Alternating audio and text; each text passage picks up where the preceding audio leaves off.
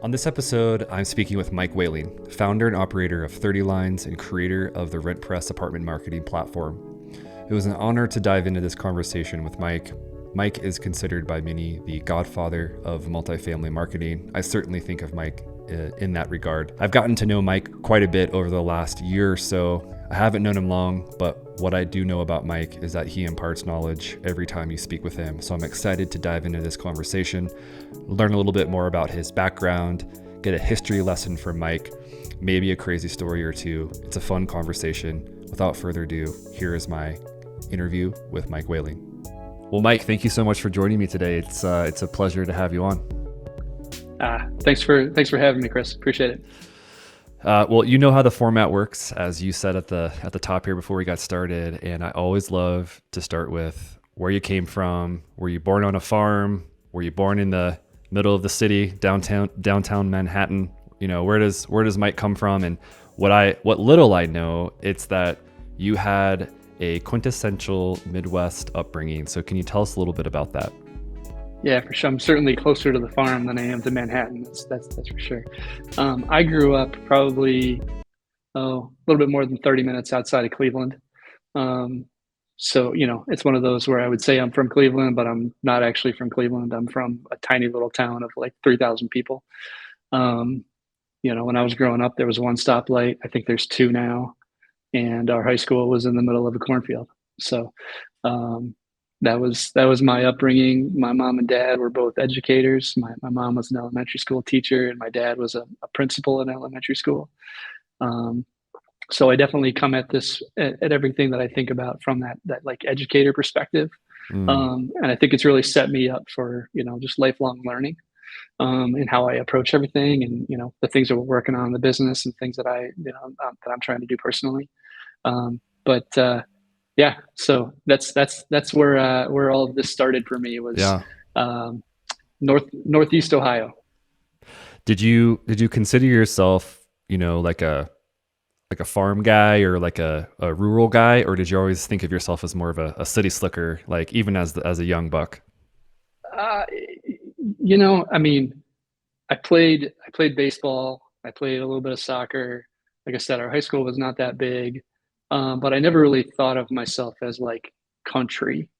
We definitely, family went to the county fair and stuff, but I was not the 4-H kid. I was the guy that I loved it when we got to drive down and do the park and ride on the rapid transit and go downtown to watch a baseball game, or go see the Indians lose, which they did most of the time. Yeah. Back in the I was rough back in the 80s before their new stadium. We'd go downtown for the Christmas festivities, and then they opened up a big downtown mall in Cleveland.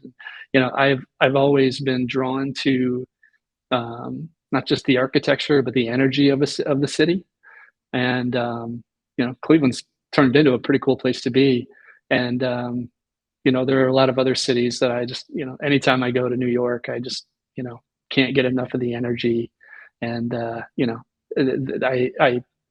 love the busyness of so many people and so many things to do and so many different perspectives. It's always been really cool for me. And as a kid, you were, to allude to some of the future steps in your life, you were always into building things. And there was something about Christmas morning, a little bit like an anecdotal sidebar that you mentioned to me that I thought was pretty cool. Now that I have a kid of my own, and obviously you have a family as well, tell us about what you were like, kind of like Christmas morning around the tree. What was that all about? I was always the one in the family that people just handed me the stuff to build it, right? So it was like, here's this thing that needs assembled, whether it's a bike or my sister's Barbie dream house, or any of the things that I got that I had to put together. I was always the one that sat there and figured things out.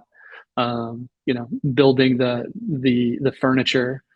We didn't have IKEA around when I was growing up, but since then I'm the one that builds the furniture and that kind of thing. But yeah, I was always the one like, here you go, Mike's gonna build it. And there was I was always trying to figure things out. I wasn't necessarily the person that was like disassembling the toaster, the washing machine, and putting it back together. But um, I wanted to figure things out and figure out like how did they work and Yeah. how did the different pieces fit together. Yeah. I'm with you right there. I mean, I'm not taking apart appliances either, but I love, and it's funny, it's such a juxtaposition with my wife because I would love to get the giant bag of bolts and washers and screws, lay them all out and know exactly what I need to do to build this thing. And that's like a nightmare for her. But it sounds like for you, it's kind of along the same lines. Like you're into that. You want to know how things work. That's really cool. And that extended also into brands, like actual brands that you were buying, that you were seeing out in the world. And as a kid, you were noticing those things. And you even started, you told me you were drawing them out and kind of carrying graph paper around so you could recreate those brands and those iconic symbols. Yeah, Where did that come from? I have no idea. I don't know where it came from. I mean, it's just something that I picked up, right? Like, but I would sit in study hall and sit in class, you know, probably junior high on, and I, I learned that the graph paper let me get a little more detailed and let me really understand like the curvature of things. But you know, I'd sit there and I remember kind of vividly that like our school had IBM clocks, and so I wanted to get the exact font type, you know, the typeface of the IBM Yeah. letters. Um, you know, a big one that we talked about before was just, you know, the curvature of the Nike swoosh and just trying to get that exactly right with, you know, there's two different curves and they're both a little bit different and you have to get the width the right way. And if you don't, the swoosh doesn't look right. And Yep. I spent so much time with that kind of thing of like trying to really be able to replicate just, you know, freehand what I was looking at. And you know, it got to the point where I got really into cartoons and like the process of animation. I did a whole like independent study project at one point on Warner Brothers and everything related to Warner Brothers, and got into like the you know, the transparent sheets and like how did they Oh actually yeah. do animation back in the Yeah. 1940s. um, I had some friends that saw what I was doing with that and asked for drawings, and so I started a tiny little side hustle at school of just making drawings for people of like Bugs Bunny and Marvin the Martian and the different Warner Brothers characters because people wanted to throw it in their locker, and I could make a couple bucks off of it. Yeah. This is funny. I mean, it's so unique, and not funny in like a ha ha way, but funny in what comes next because you ended up going to school for civil engineering, I believe, and you kind of were thinking like architecture, design, something like that. Yep. But this story, I kind of want to let you run with it because when I first heard it, I was a little bit floored, to be honest, because I've never heard a story like this with a guest on this podcast. It's definitely not your run of the mill story for going to school and figuring out what I'm doing. Yeah. So let me just set this up. Okay, so you're at school, you're going to you're going into what you think is architecture, design, something like that, but then you end up pivoting after about a year and a half into something completely different. And tell us what that is and how you found yourself in that amazing It, story. yeah, for sure. So I started going to school for civil engineering. I thought I was going to be an architect, you know, go back to the buildings. I was like, I've always had that interest in buildings. And I was like, yeah, that seems pretty interesting. And we'll, you know, full circle to where we are now. We'll get to that in a bit. But um, going to school, and I pretty quickly realized that I was not cut out to be a civil engineer. Not really what I wanted to do. But in the meantime, you know, you're living in the dorm. Had made some good friends where you know we really bonded around music. I had a couple of buddies that we went every single week to the local record exchange, and we'd drop $20 or $30 or something like that, and we'd come home with stacks of CDs. Between between two or three of us, we probably had, I don't know, 6 or 8 thousand CDs of, you know, singles and Oof. just random Wow. stuff and Yeah. remixes and all those kinds of things, just binders of CDs. So we get to the end of the year and my freshman year, and we were like, we want to throw a party. It's the end of the year. We just want to throw an end of the year Gotta throw a celebration. party. Let's do a We got to party. throw a party, right? Yeah. And so we went to the administration. We asked them if we could do this, and they said yes. I'm not sure why. Probably because there wasn't. I don't think there was any alcohol there on campus. Um, but my buddies and I got together and we daisy chained all of our stereos together and created this like outdoor dance floor. And we connected. We didn't even have like faders or any kind of mixers or anything like that. We like just connected all of our different amps and CD systems and built this like completely rigged DJ setup. And we ran the party. We did the music for the party, and we were good, because they asked the school then asked us. The next fall they had all their RAs come back, a couple weeks early for their RA training, and they asked me to do the party for like celebrating the RAs at the end of the year. So I started like that was basically the beginning of my college business.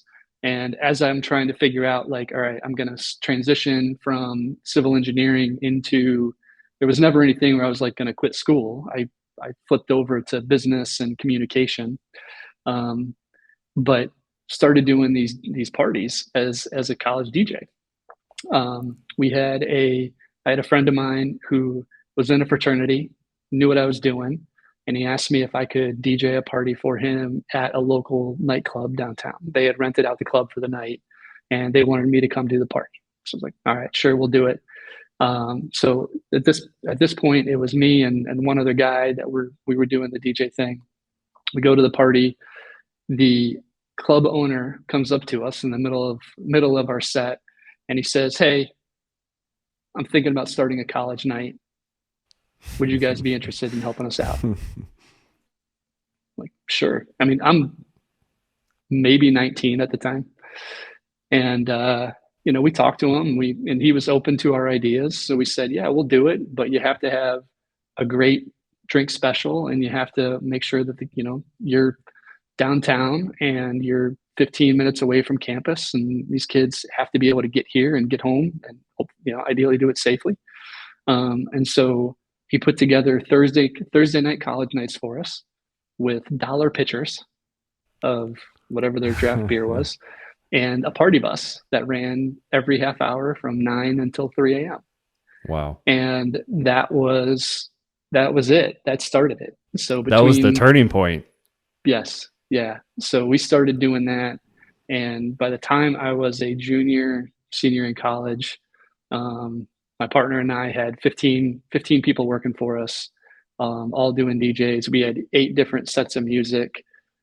We had our own equipment. We rented equipment. We were, every week between Wednesday and Sunday nights, we were doing anywhere between 15 and 20 events from we were running 3 of the biggest clubs in town at the time. And we were doing the frat parties and the high school proms and the weddings and all of the different things that you do as a DJ. And that was life. Like, college was definitely working around our job and our business at that point. Yeah. So we had business was, it was called Sound Solutions. As it would, yes. And that was my college gig. That was really what I did in college, and then just went to classes around that. So you, not to toot your own horn for you, but you told me that you were making 6 figures as a side hustle as a college student, kind of like doing the first gig, doing a few more gigs, and then suddenly you have this full-blown DJ business doing mini gigs all the time. Yeah. I think that's pretty cool. That's really cool. Yeah. And, we literally were running a business, right? My partner was doing all the operations and scheduling guys and making sure that we had people covered. We had at the time, like, we ended up, do you remember Nextel phones with the little walkie talkies? Oh yeah. We ended up getting like sets of those so that everybody who was out on jobs could communicate really easily with the walkie talkies. I mean, it was as legit as it could be at the time in like, the late 90s, Yeah. Does anyone else remember $1 pictures, by the way?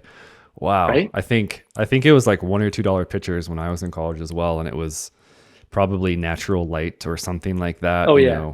as Oh yeah. close to water as possible. Hmm. But Yes. amazing. Yeah, amazing story. And so this was a real business like you said, and so you had to make a decision, do I want to continue to do this after school? Do I move on to something else? How did you, because obviously you've moved on to something else at this point. How did you sort of part ways with that phase of like DJ Mike life?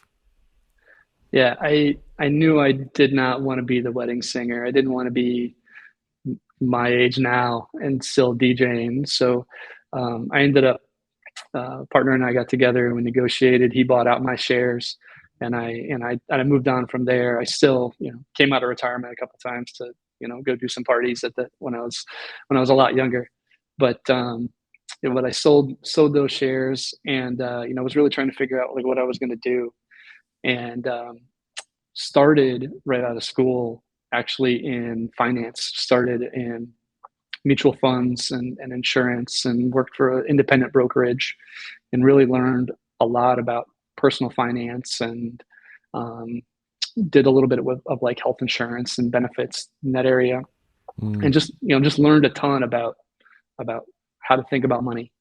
I wasn't any good at it. I was not good at it at all, because when you're 24 years old, 23 years old, nobody that has any money to invest.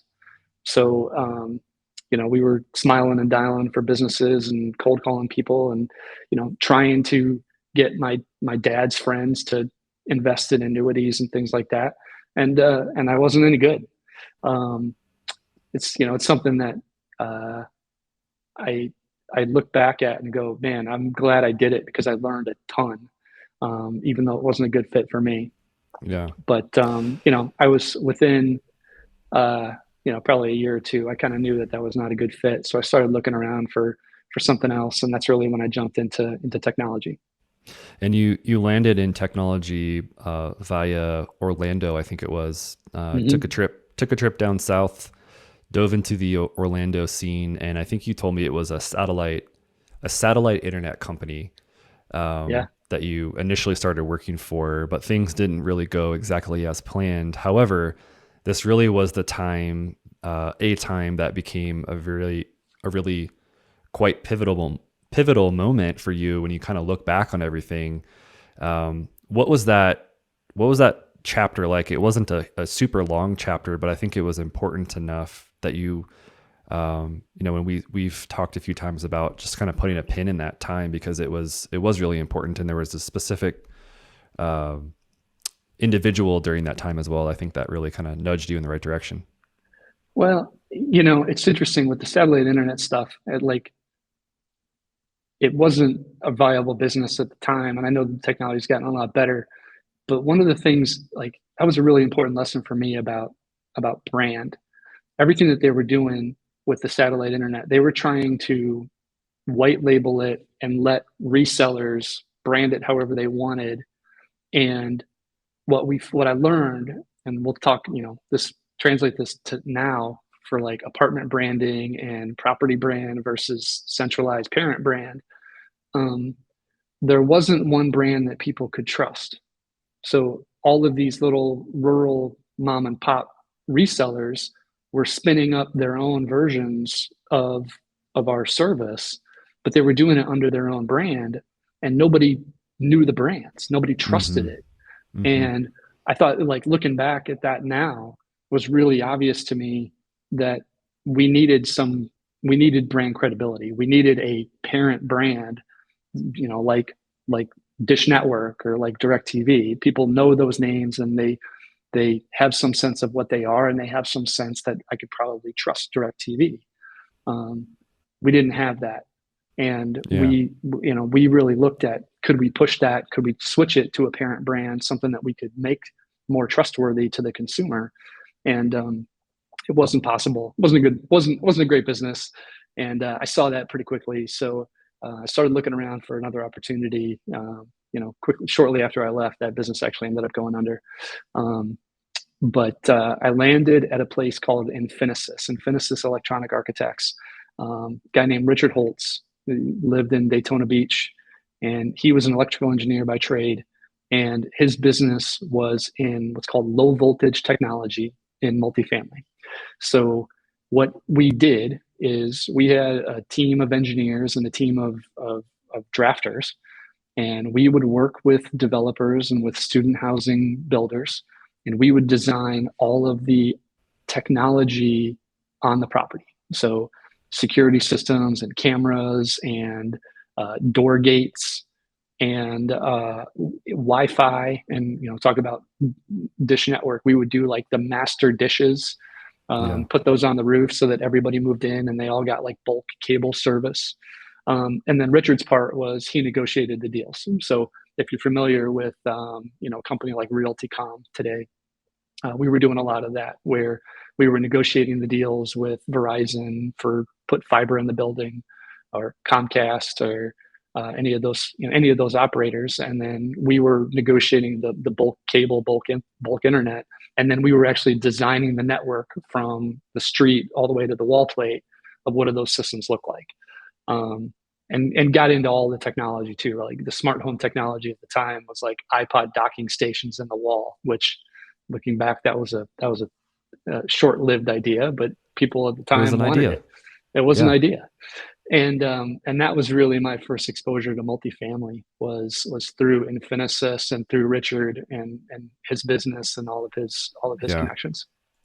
I really love part of this specific chapter of your story because it touches on something that I was doing around the same time as well, which was figuring out how to use and leverage the internet and building products on the internet.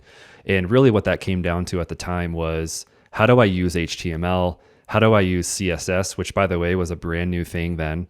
How do I use Totally. tools like Dreamweaver? I can't remember if we were talking about Front Page. Like there was just all these new tools popping up. And at the time it was the Wild West. And you were diving headfirst into that stuff as well. You were understanding what the term social media meant back then. Yeah. Blogger, websites, SEO, all these like buzzwords that, mean quite a bit today that, you think about, 2006 ish, what do these things actually mean back then? But your hands in the dirt, you're figuring it out and you're trying to plant some seeds back then. Yeah, for sure. So, besides going to conferences, my marketing budget was zero. So, I'm charged with sales and biz dev for Richard's firm, and we're going to NMHC OpTech, we're going to NAA, we're going to the core conferences at the time, but I didn't have any marketing budget beyond that. But I also recognize Richard and his expertise in the subject matter, and really learned a lot about thought leadership, and learned about how do we take that thought leadership and transfer it online through all of these new channels, right?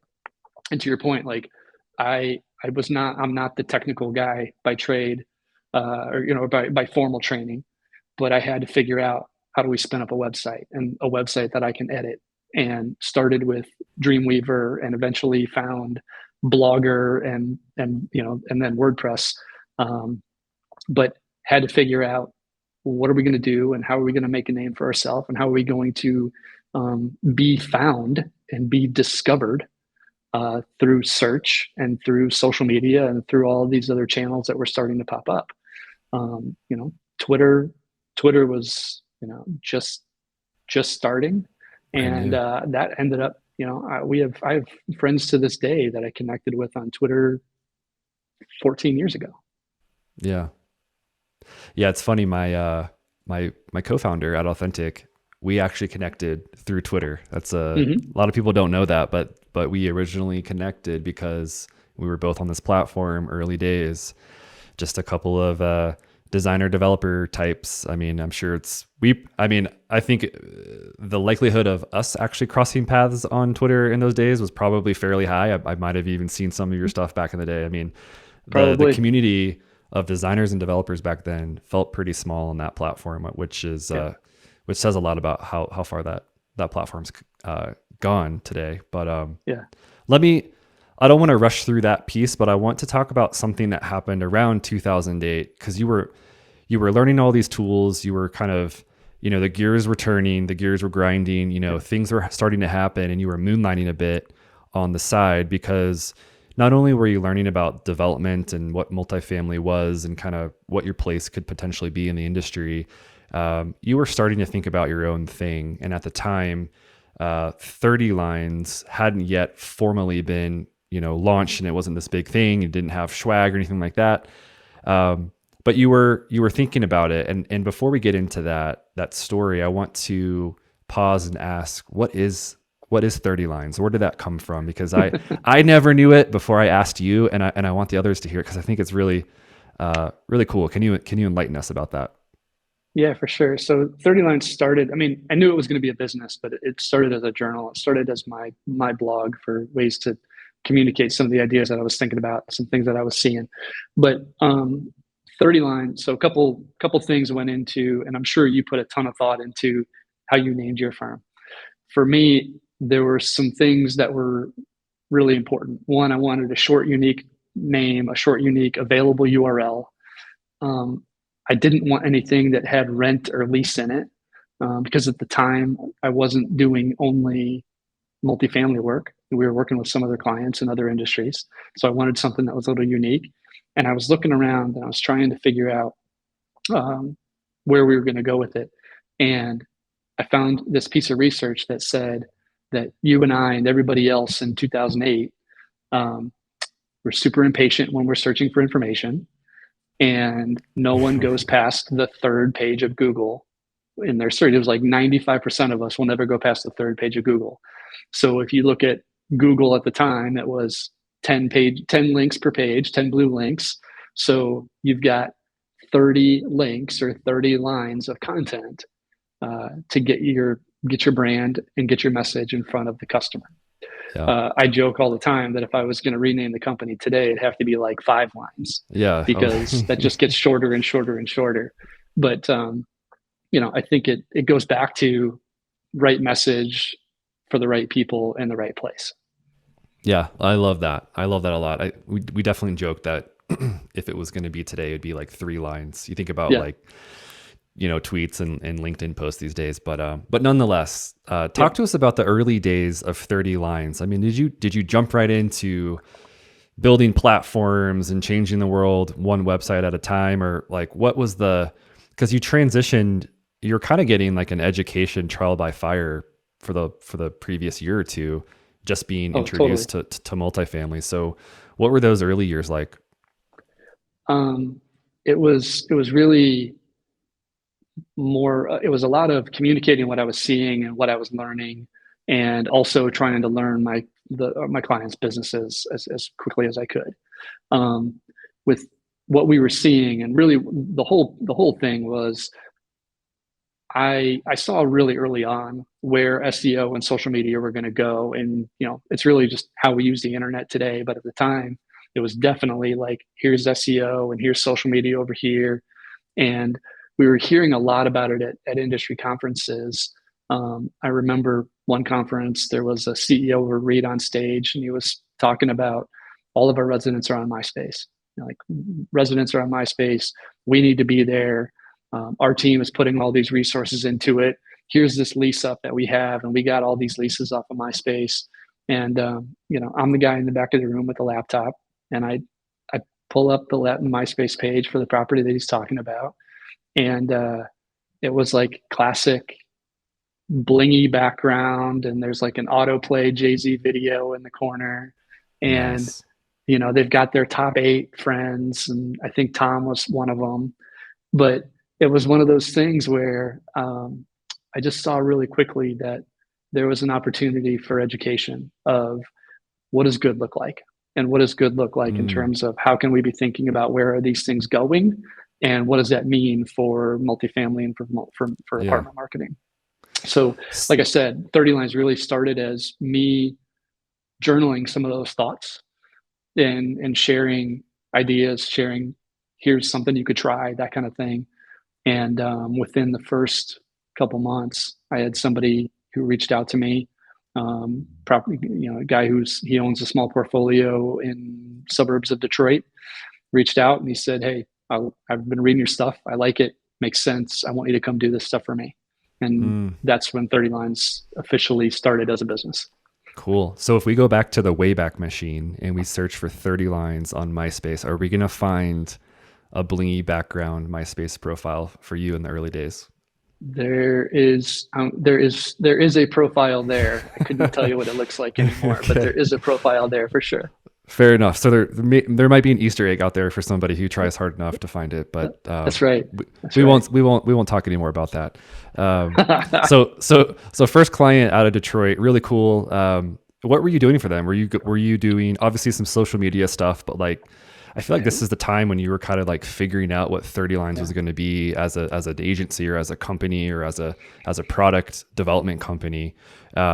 What did those early, client interactions, client projects look like for you? A little bit of everything. I mean, we were mostly content. We were mostly SEO, definitely some social media, but there was also just some things in there that, like, you know, I think from day one, I've always looked at where is the customer and what is the customer doing? Where is Mm, their attention focused? And how do we make sure that we have a presence there? And so, early on, we were doing SEO, we were helping with websites, we were doing social media, but I was also doing things like coding custom Craigslist HTML templates yeah. because at the time they still allowed that stuff, and so we could create the custom templates that allowed for additional tracking and allowed for some design, and that was fantastic. Um, Gave me a really early opportunity even to learn about like split testing, and let's test out some different headlines on Craigslist and see what works, what captures people's attention, those kinds of things. But I was really doing a lot of different stuff just to see what stuck and to see what needs of our clients I could help to fill. Yeah. And I don't want to do too many callbacks, but there are a few horns lined up here. So I'm going to toot a different horn for you here and bring up this, you're underselling it a little bit because you were doing quite a bit in social media in a way that other groups were not. And so you actually landed on, you had your client land on a Forbes list at the time for social media. What was that Yeah. for specifically? I mean, I will tell you, I am forever grateful for having clients who are willing to try crazy ideas.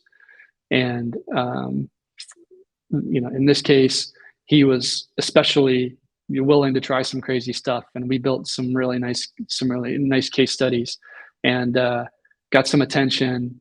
And we landed on a list of. He was named actually one of four social media innovators in the country, next to Ford Motor Company. So we had Ford Mm, Motor Company, a couple of other names that they named as innovators, and then my client with his little, 400 or 500 unit apartment community, and Forbes selected us, had did a whole profile on him, wrote him up, and it was all because of just the fact that he was willing to try some crazy ideas, and a lot of them worked.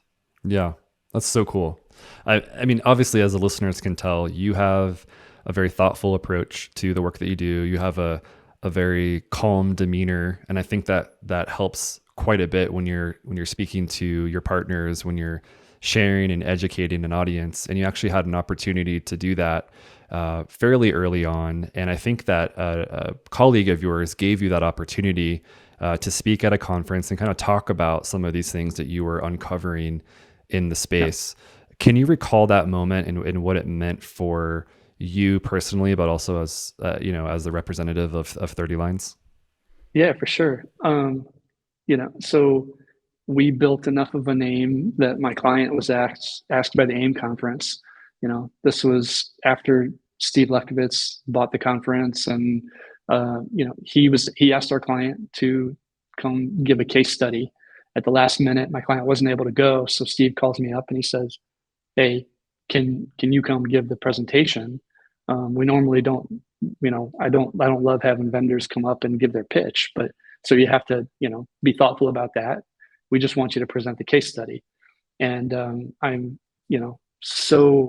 so grateful for the opportunity, because I had the opportunity to be on stage very early on at AIM, present the things that we were doing. And I remember vividly that like people didn't believe it. They didn't believe what we were doing. They Mm. didn't believe the numbers. They didn't believe the results.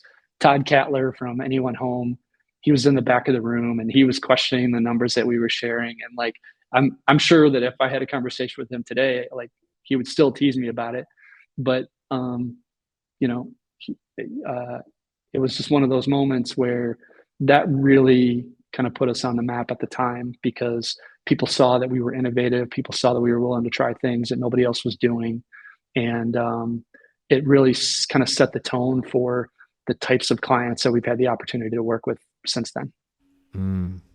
And I think one of the things that you mentioned to me, which I felt is a brilliant way to approach innovation in the multifamily, is to look outside of multifamily and see what other industries are doing. And one of the areas, or I should say one of the industries that you pointed to, was the kind of the restaurant industry, and how the restaurant space at the time was really doing email marketing in a way that other industries weren't yet latched onto. And, we're talking about nurture campaigns, guest nurturing, or in this case, new resident nurturing. Is that something that you have done from the start, kind of pulled ideas from other industries into the work you're doing? Or was that more of an early aha moment that kind of set the stage for the growth of 30 Lines over the years? Put the DJ hat back on. I'm constantly remixing. It's like one of the things that I do all of the time is just look at what is this interesting thing that's happening over here, kind of regardless of industry, remix it, and then ask the question, like, what would that look like in multifamily? And there are so many good examples from retail, from restaurants, from hospitality, from travel. There's so many interesting things out there. And, I'm not the first person to say it. I'm not the only one to say it, but like, those are the experiences. That's the bar that we have to meet as marketers, is the experience. You're used to a certain level of experience based on the Starbucks app, or going into a Nike store, or doing business with Southwest Airlines, or whoever it is.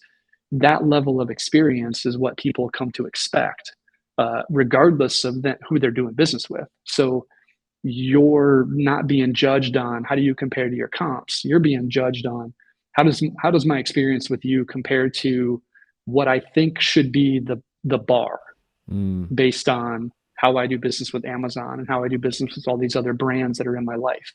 And I think that that's something that has certainly caught on a lot more, but it took a while for us to get there as an industry to go, okay, yeah, we need to be on the same level as all of these other brands that people interact with on a daily basis. Yeah. And I think some of the ideas that we were riffing on when we've had the opportunity to connect in the past, we were using websites as an example. And one of the things you brought up was, what happens if we just make our corporate websites at the highest levels searchable, so people can get to what they're looking for right away without being told that they need to go, down this link path, XYZ, whatever that is. And one of the things that you brought up too was, what if we ask prospects for their contact information before we show them any property information at all? Yep. That to me falls under the remix line of thinking that you're talking about. Mm-hmm. And I think that's really needed in the multifamily space. What does that mean in your mind from a nurturing perspective? If more groups start doing it that way, thinking like that, and kind of remixing what they've done from a marketing and kind of lead nurturing perspective? It puts you in a completely different position in terms of when you can reach the customer and the types of information that you can present to the customer to help them find an apartment with you. And let me explain what I mean. Yeah. If you think about the average, we've done years of study on this now, of looking at customer behavior, and some of it's a lot of it's our data, some of it's third party. but hardly anybody starts looking for an apartment with a property in mind. Most people are starting with location and price first, and then they go from there. They have other criteria that they have to pick off, but hardly anybody starts with, this is the property that I'm looking for. In a lot of cases, what we see is they're not actually looking for you by name until they're almost 2/3 of the way through the process, because they have all this other research that they have to do first before they get to, okay, yeah, now I'm going to go search for you by name.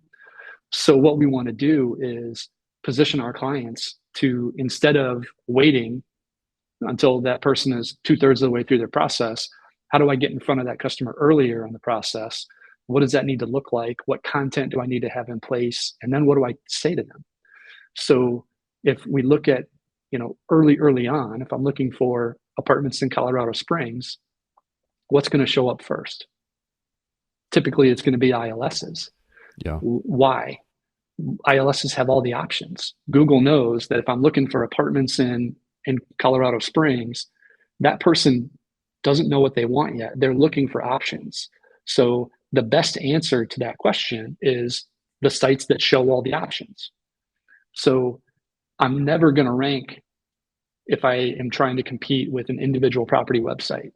I do have a good shot of ranking if I have a regional page that shows, hey, we have 10 communities in the Colorado Springs area, and we have something for everybody.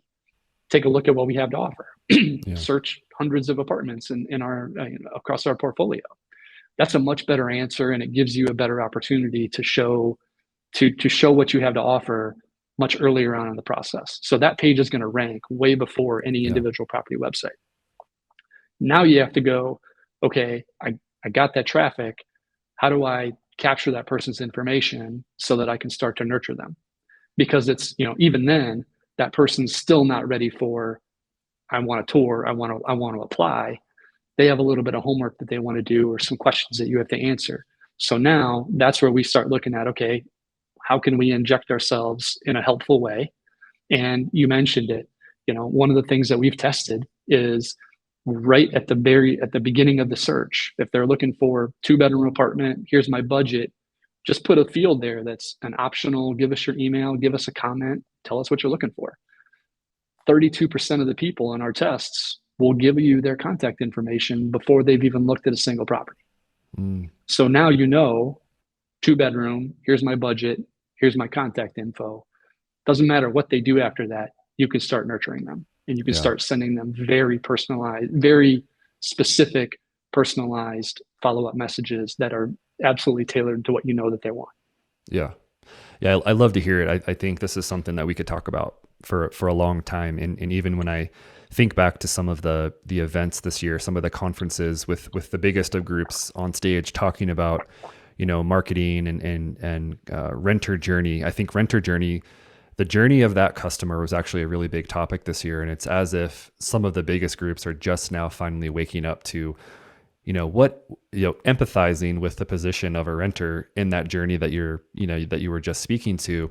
And it's surprising to me and sort of interesting that hasn't been the focus from the start, but it's just now becoming something that's in the spotlight. And it's really fun and fascinating to hear you talk about it, because it's something that you've been doing for a very long time. If listeners have followed you for any time at all, it's something that you're very passionate about.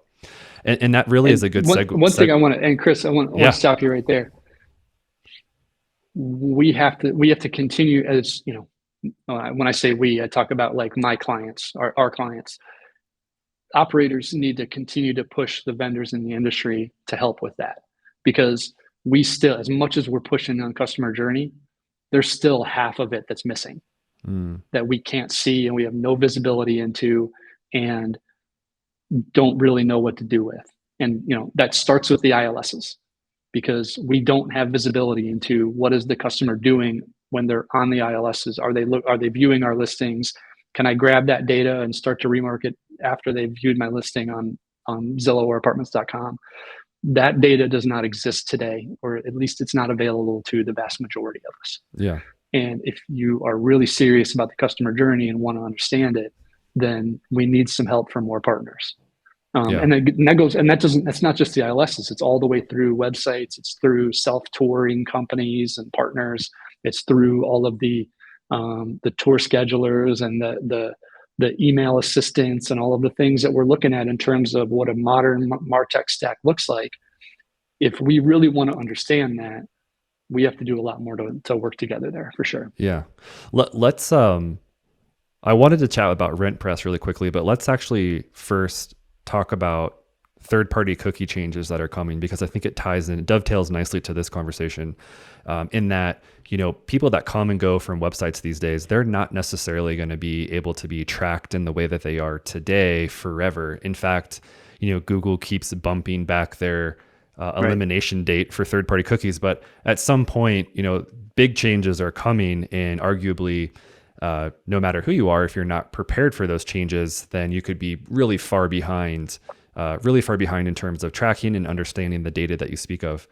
How are you looking at tracking, quote unquote, at this point when it comes to cookies, when it comes to renters and their behavior, expected or not? Like, what are you thinking about? What are you preparing for? Because I think that would be really helpful for some of the listeners.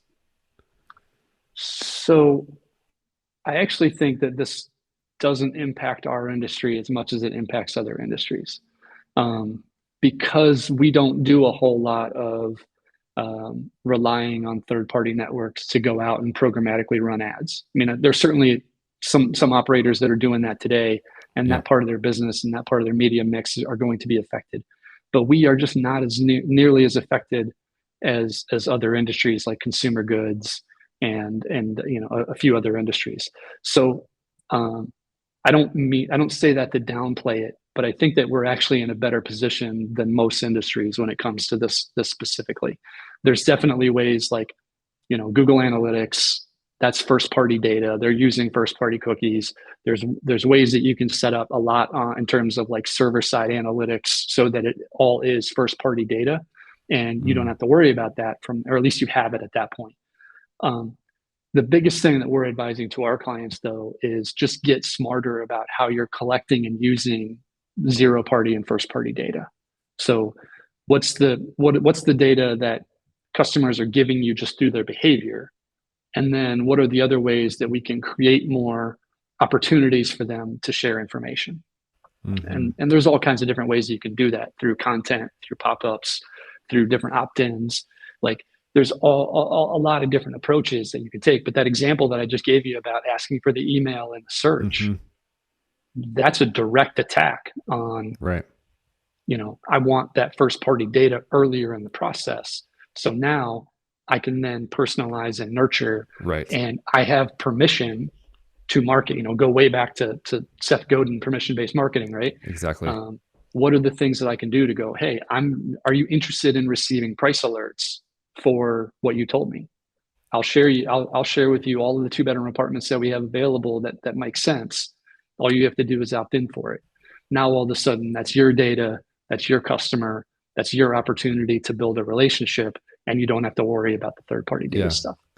Yeah, we talk about it all the time, but this idea of brand experience isn't just in the way a brand is designed or the way that a property feels once you're there on site walking through. I mean, it's really I say little things, but it's big stuff, right? Like it's how you're asking your potential renters to engage with you, even on the website, giving them the opportunity to be as frictionless as possible, sharing their information back to you, getting that permission from them, right, to get back to them about something, and then actually follow through with what you're saying that you'll do. I think that's really important. It's a part of a very complicated cycle, certainly a complicated journey, but I think one that, as some of this cookie stuff changes in the coming years and these MarTech stacks get more and more complicated, arguably dumbing it down and making it simple and starting, kind of keep it simple, stupid. I still love that. Is really going to be the foundation for a lot of this stuff and a lot of success for a lot of groups.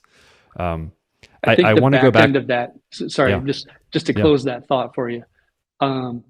The second piece of that is more important for our industry than the first part, the seamless experience, because as more prop tech comes available, as the marketing stack continues to evolve and get more sophisticated and have more pieces to it, it Mm-hmm. gets really important that you're really thoughtful about how does the website work with the chatbot, work with the pop-up, work with the accessibility tool, work with the survey tool, work with the email assistant, work with our resident app, work with the self-guided tour thing that you have to do when you get to the property. All of that is part of the customer experience. And in their mind, Yeah. it should feel consistent. It should feel connected. It should not feel disjointed. And so we have to really do a lot of work to go, how do we make sure that all those pieces fit and make sense to the Yeah. customer? Yeah. What just popped into my head was, if you think about, going to early food markets, when food markets became a thing, like mixed use spaces, and you walked in and you felt like, okay, I'm in a building and there are 10 different food vendors that have nothing to do with each other, and everything feels disjointed and separate. And okay, I'm at a food hall, I guess, or I'm at this food market. And Right. as that idea has evolved over the years, you now walk into these beautifully curated spaces where there's a lot of different options, but everything feels cohesive. Everything's designed together, even though those 10 vendors are potentially completely separate from one another. It all feels like the same experience. And Yep. I feel like what you're saying is very synonymous with that thought. Yeah, for sure. Let's hit on RentPress, because I don't want to get through a podcast with Mike Whaling and not talk about what this thing is. So RentPress, you are either 30 Lines or RentPress or both. I think it's a great opportunity to explain to the listeners what RentPress is, where it came from, and kind of what purpose it serves across the industry today. Yeah, for sure. So, and I appreciate you giving some space for it. Yeah. RentPress is really just the evolution of where we've come. So, from content, social media, SEO, we started taking care of websites for clients. And, we saw pretty early on, like everybody else, you have to do it. We need pricing and availability, seamless experience. Let's make sure that we're delivering what the customers want. We want to make sure that we pull in pricing and availability, and we want to make sure that we collect and deliver a lead to wherever the client needs it to go. We were building that over and over again, and it just got to the point where we saw, hey, this is silly. Well, why don't we build one system that we can replicate and tie in whatever integration that we need? So Yeah. we basically took the e-commerce engine to show floor plans and show units and show pricing. We extracted that from our websites and we turned that into its own plugin. And that's really where RentPress started. Was we have that e-commerce engine that anybody can use to drop onto an apartment website, specifically for WordPress, and they can create that e-commerce, they can create that connectivity, and then we've built in all the integrations on the back end with the CRMs. So somebody can tell you, they can search all your availability, they can see real-time pricing, they can see the revenue management, lease term options, select exactly what they want. All of that gets passed through in the form directly to the CRM. So for the customer, again, go back to seamless experience. It's all in one page. There's no iframes, there's no pop-ups or extra windows. And for the marketer, they have full visibility into where did that person come from, what did they do, where did they convert, and if your CRM has the capabilities, now you have all the data to go, how many times did they hit our website before they actually converted. So it's much better for the customer and it's better for the marketer. We've packaged that now, and we have other agencies that are using it. So I have probably about 20 right now, other design agencies that are using RentPress as their e-commerce engine. So they're building custom websites, they're building beautiful websites, everything from single properties all the way up to corporate portfolios with 300 properties or more. And they're building out the site, and we're handling all of those integrations as a service for them. We've since evolved to that. So we then took all of the resyncing and all of the integrations, we pulled that out of the website and we put that on its own separate web app.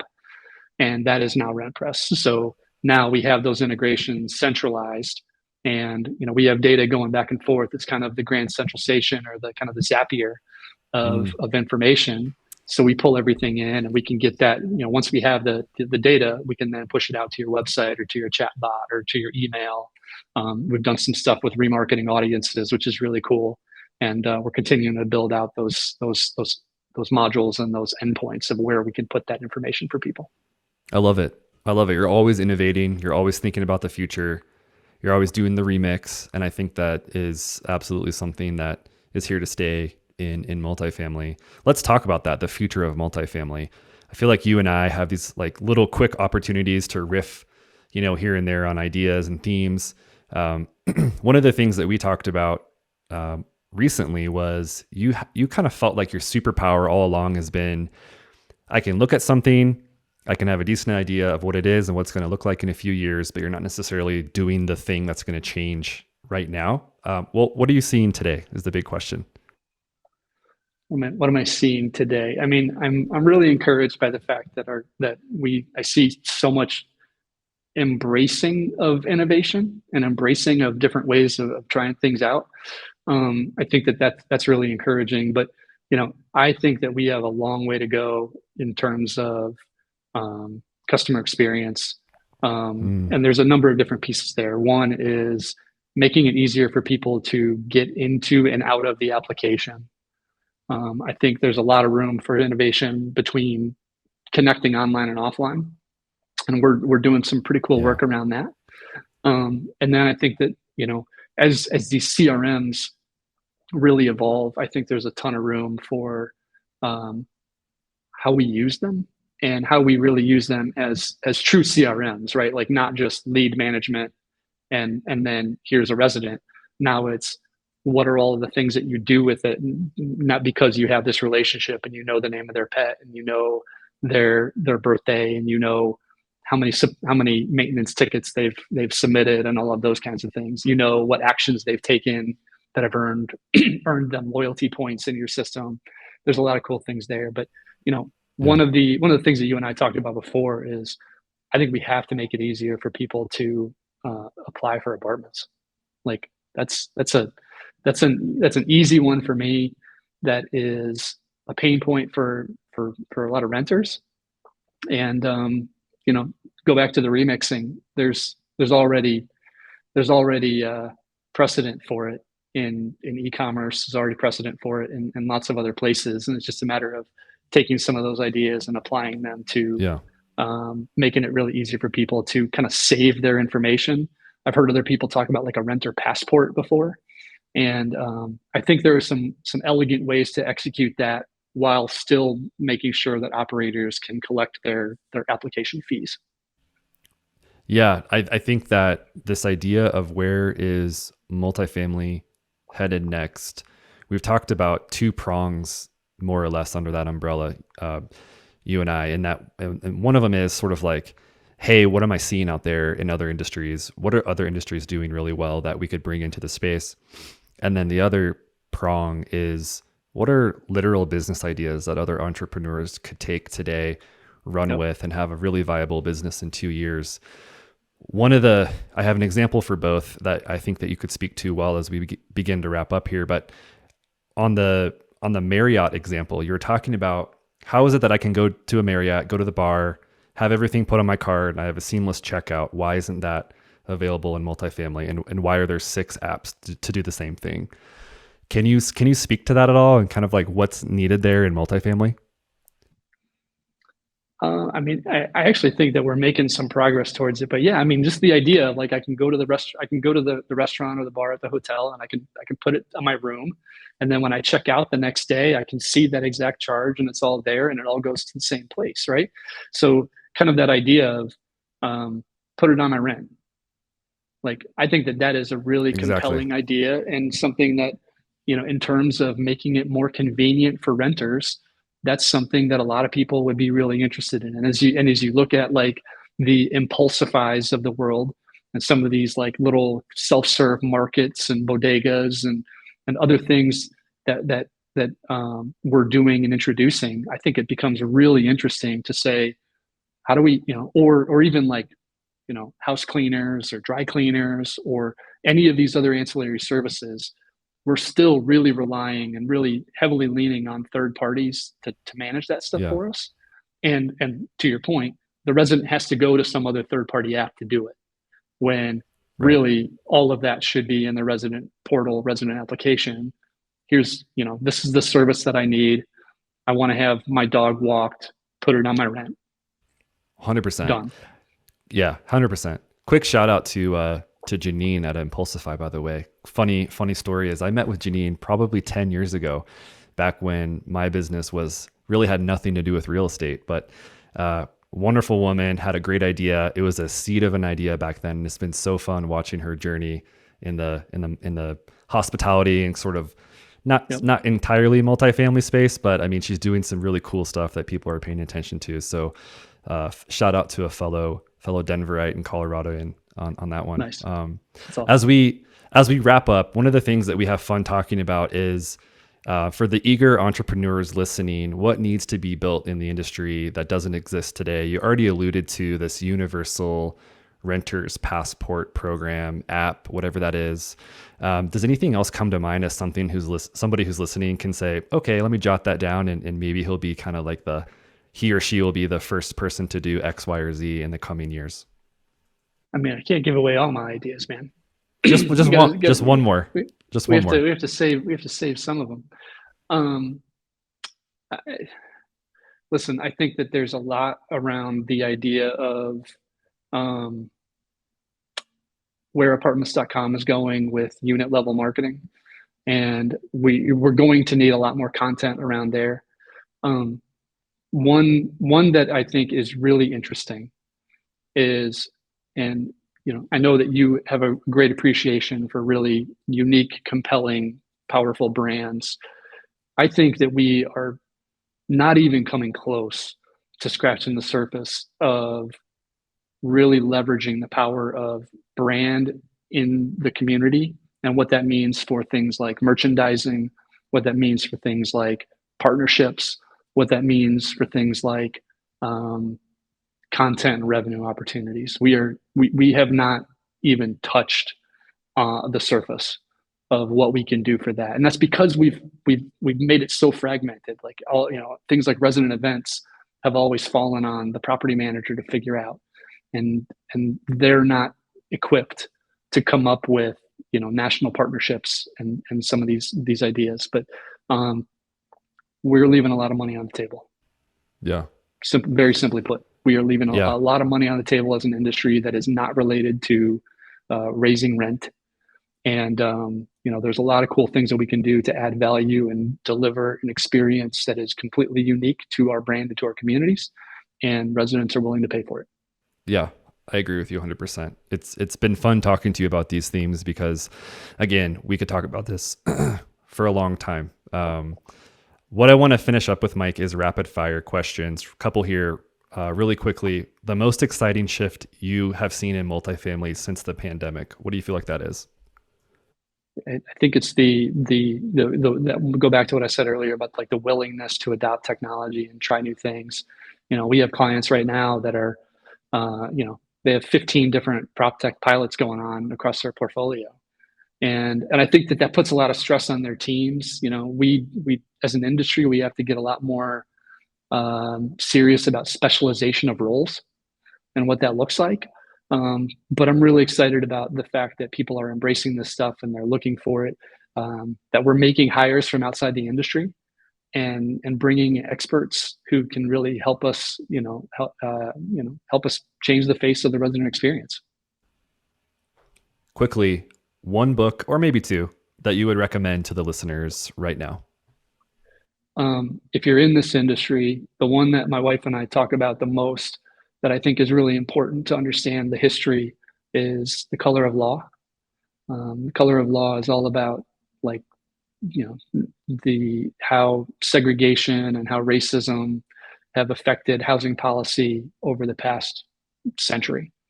And it is really fascinating to look at and to see, things like redlining, things like mortgage policies. There's just a lot there that you can see today exactly where, our highway system was purposely designed to divide neighborhoods and communities. Yep. and keep people separate. And this book goes into it in depth, and in terms of like impact on, if you want to understand how we got to where we are today, it's a really compelling read, and one that my wife and I talk about all the time. The other one that I'll give you is not as deep. If you are familiar with the guys at Basecamp, Jason Fried and David Hansen, they wrote a book. They wrote a number of books, but the one that I like the most is one called "It Doesn't Have to Be Crazy at Work." And it's an easy read. It's a light read. It's mostly just kind of like a bunch of little essays, but it's really thoughtful in how they think about businesses and how do you make things so that they are kind of calm and they don't have to be crazy. There's a lot of things in there. The idea of the trust battery and making sure that your trust battery is always charged. For me, as a founder, as an owner, as somebody running a business, I think a lot about the weight of the owner's words. And like, when I say something, sometimes I don't necessarily say, hey, you need to go do this right away. But because it's coming from the president of the company, somebody will take it as like, oh, this has to be super high priority. And so, reading that book has really made me more thoughtful about, the weight of my words as the boss. And what does that mean? And how do I make sure that I am more clear in my direction and my communication? But it's a great, easy read if you are looking for a different way to think about how to organize your business. Yeah. Well, thank you for sharing it. And for the listeners, we'll have complete show notes with links to these titles, as well as all the links for Mike as well. Mike, it's been a pleasure. I feel like, again, we could talk forever. If there's anybody I want to go along with on a podcast, it's you. So thank you for your time today. There's just one more thing to do, and that is to roll out that red carpet for you. Let the listeners know and the viewers know what you're up to these days and where they can find you online if they want to get in touch. Yeah, for sure. So 30 Lines is our marketing technology studio. We have our creative services, agency services. If you need help with SEO or PPC or email marketing, which not enough people are doing, we can help with all of those things with 30 Lines, and that's 30lines.com, 30lines.com. Our software platform is RentPress, and that's rentpress.io. And you'll find that there. And anybody who's building, if you're looking for a new apartment website, first talk to Chris. But if you don't talk to Chris, and you find yourself talking to somebody who is building on WordPress, then we would be happy to help you out. There's a lot of cool things that we can do. For me personally, probably the best place to find me is LinkedIn. Awesome. We'll have that link in the show notes. Mike, thank you so much for joining me. Can't wait for part 2 sometime, right? Appreciate Absolutely. it. Thank you. Thanks, Chris.